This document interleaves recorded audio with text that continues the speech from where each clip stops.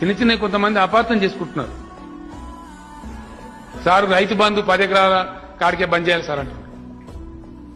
నేను రైతు బంధు ఇచ్చింది ఎకరాలకు కాదు, 10కి కాదు, 5కి కాదు, 15కి కాదు. తెలంగాణ రాకముందు 50 ఎకరాల రైతులు కూడా మహబూబ్నగర్ వాళ్ళు వచ్చి ఆటో రిక్షాలు నడిపించారు. కరువు పాలై గూడు చెదిరిన పక్షులాగా ఆయన తెలంగాణ బిడ్డలు. కరెంటు రాదు, నీళ్లు రావు, 1000 ఫీట్ ఎత్తే బోర్లు, ఒక్కొక్క రైతు 50 బోర్లు వేసుడు, 10 బోర్లు వేసుడు, కుస్తే బోగులు అమ్ముకున్నాడు.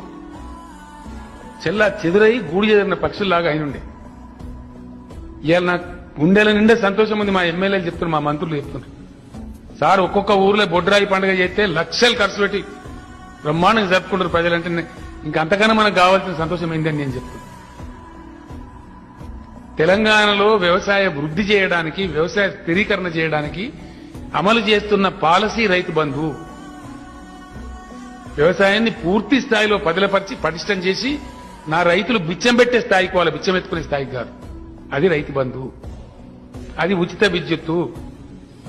తెలంగాణ రైతును ఎవడన్నా నువ్వు ఎన్ని హెచ్పి ఉన్నది అనే కొడుకెవడని ఉన్నాడా? ఇలా నువ్వు ఎన్ని మోటార్లు పెడుతున్నావు ఎవడని అడుగుతుండా?